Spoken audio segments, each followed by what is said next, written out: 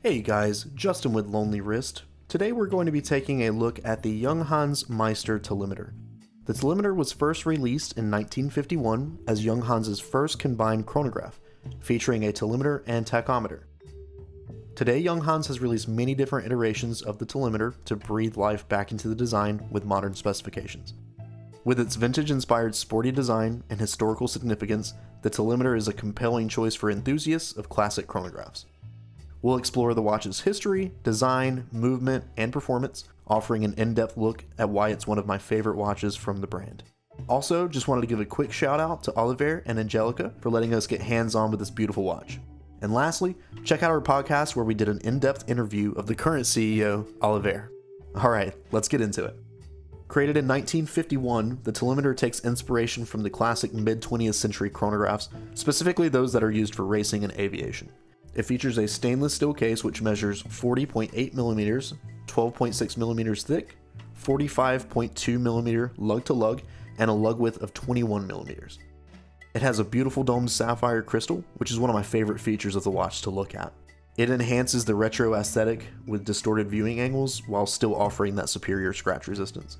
The telemeter used to be an acrylic plexiglass crystal that was coated, but over time Junghans has upgraded it for its longevity purposes, which I think was a smart move to help modernize the design. It features a matte silver plated bi-compax dial with a large concentric circle pattern, with two more concentric circle subdials positioned at 3 and 9 o'clock.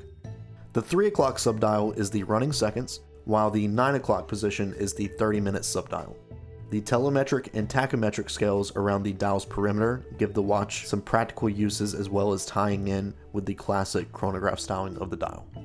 The telemeter scale, which is separated by red indices and a white circle around the dial, measures distance based on the speed of sound, while the tachometer on the edge of the dial calculates speed over a known distance, both of which can be calculated using the 12 o'clock position hand.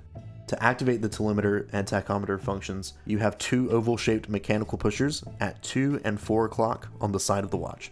These pushers have a very tactile and satisfying bump when initiating. The 2 o'clock activates the start-stop function, and the 4 o'clock is the reset function.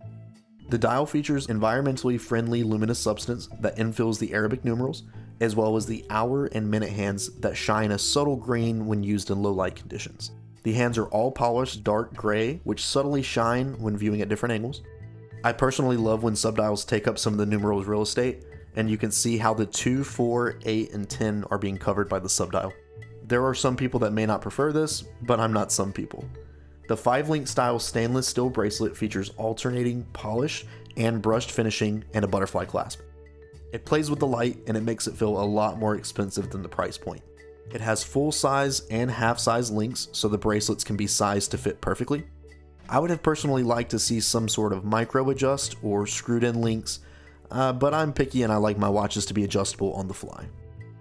The caseback shows off the movement with a sapphire exhibition crystal.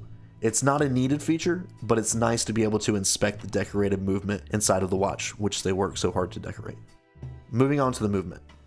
Powering the telemeter is the J880.3, which is based on the well-respected ETA 2892-A2.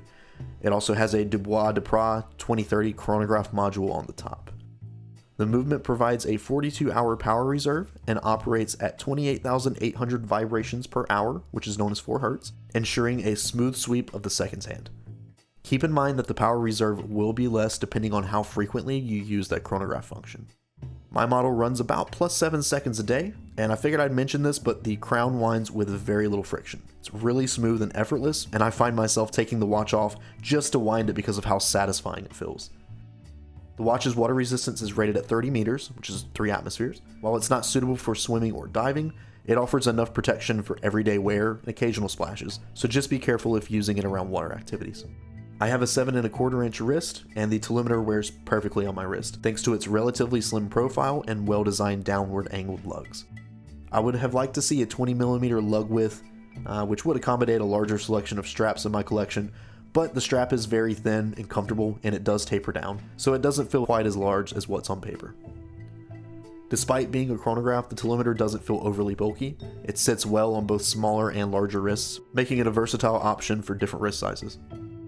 Priced in the $2,500 range, the telemeter offers an excellent value, especially considering its Swiss-based movement and Junghans' rich history.